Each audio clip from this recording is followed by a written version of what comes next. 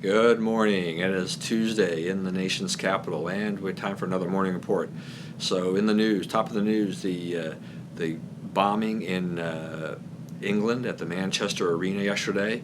This was after an Ariana Grande concert, where young concert goers, some teens and probably some preteens, along with their mothers, were leaving the concert arena, and a bomber shows up, suicide bomber, and blows himself up and takes a slew of people with him. The last count I saw was 22 people killed and 50 injured. I'm sure those counts will be adjusted as they get a more accurate count of going on this. But this is a terrible, terrible tragedy to see these young innocents being killed for no good reason. We don't have a terrorist organization that has claimed credit for this yet, but I'm sure that is yet to come, and we'll get a better handle on this as we get a chance to sort this out, and the investigators get a chance to check out the scene a little bit better. So once again, this is terrible thing to happen. Underscores here's a country, Great Britain. I mean, they are one of the most heavily surveilled countries I know in the world, but even that is not enough to stop these types of things. I mean, who expects a suicide bomber to show up after a concert? Kind of think about terrorist, bombers. People who want to do harm will try to show up and get inside large venues, and that's why they securitize these things by having magnetometers. They search through things much more so than they did before. I mean, they do it at baseball games. I think it's a pain in the rear end, but peace of mind is worth something, and the inconvenience is just minor, I think, in the larger scheme of things. But you don't think about somebody when you're leaving a venue like that. I mean, it'd be like leaving an airport or something like that.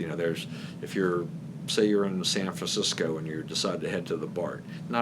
At certain times, I'm sure there are more people that ride the rail, the subway from the airport into the city and other parts than others. But there would be nothing to prevent someone from walking into the airport because in an unsecure area, and then going to a place like that and then blowing themselves up and taking whoever they can with them. Nothing that prevents them from getting into a subway station, on a platform in most cases, and doing that. You pay your ticket and you get on. Why not? So we can't secure and lock down everything. But the tragedy of seeing these young people die for no apparent reason, except just because somebody wanted to inflict pain and harm and send a message. This is just a terrible tragedy. President Trump is in Israel, and so he started off yesterday and did something that most U.S. presidents just don't do. He went to the holy sites, the Holy Sepulchre. He went to the Western Wall. He's having meetings with Israeli officials. I think they're a little bit wary about whether or not President Trump is going to push a two-state solution. Only Trump knows really the answer to that, and those close around him. Signals are maybe, but maybe not. So it remains to be seen. The president tends to be very unpredictable, so I'm not going to go out on a limb on Mideast policy because I find that whole thing to be extremely unpredictable, and I never know which way we're going sometimes with our various presidents. You kind of think one way, and sometimes you get something else that kind of surprises you. The Supreme Court yesterday struck down the North Carolina minority voting districts. Not terribly unexpected. Even Clarence Thomas joined the majority opinion on this. I think these things underscore really just the problems with the way the redistricting process goes on. And I don't care if you're Republican or not, Democrat or not. Both parties are culpable on this. We have gerrymandered districts in the state of Maryland that are horrible, just I'm sure as in Republican-controlled states.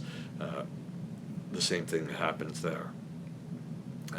The congressional districts are based on a population. They should take that population and then and then really just take the map and say, okay, we need 635 people, 600, or I think it's 435,000 people or whatever the figure is. You get that and you figure out the state. You can do this with software now, where it just basically you let the software say, okay, here's geographically, so they link one to another, but they don't give you these crazy little squiggles going down here and going over here. Gives you geographically sensible districts based on the population, and that should be it. I mean, there are movements to have more bipartisanship in there, but I think even that has some limitations. But yeah, I don't know that I don't think that the politicians really pay attention to, even if they run software to say how should this should be. We're at a stage now where with an artificial intelligence and things like that, we should be able to do this and kind of almost to set it and forget it and just do this, knowing what's going on here. But politicians they play into this, and we wind up with these crazy districts going around. Next up, California Democrats still fighting after their state party convention out there in Sacramento this weekend. The latest salvo now is that the loser for the state party chairmanship, Kimberly Ellis, lost by 62 votes out of 3,000 cast, questioning whether or not all the voters who voted had the proper form of ID. Was there some ballot box stuffing for the more establishment candidate, Eric Bauman? So they're fighting that. They're going to look. They want those to be out of the state party. Says there are no secrets, but one of the complaints being filed here by the Bernie-crats, as they've been referred to, is just that not everyone had their proper ID. Wait a minute, the Democrats were requiring ID to vote. They thought voter ID was a terrible idea, that it suppressed minority votes and things like that. So a little bit of irreconcilable differences maybe with the with the state party versus the national party and national Democrats about what they've said on voter ID, because there's definitely voter ID going on here in the state party if they're in this particular case. Not sure that the Bernie-crats at LS will really get vindicated on this in any way, shape, or form, but it does raise an interesting question, particularly when it's the Democrats and voter ID. And then finally, just hats off to the Golden State Warriors, who won yet again. They have now swept all the series that they've played, and that's a record at this point, and they will be facing most likely the Cleveland Cavaliers in the finals. Cavaliers need to win a couple more games to get there, which shouldn't be much of a problem. And then we'll have the great face-off. But the Warriors, when they get to that point, if they can win a couple more games, they would set a new standard for consecutive wins in the playoffs. So anyway, that's that, and we'll see how this all shakes out. Stay vigilant, stay safe. If you like these little podcasts and more, these broadcasts, please share them with your friends and invite them to join us, to follow us. And we will see you again tomorrow, where we'll have a Bias Post podcast in the morning as well. So see you then.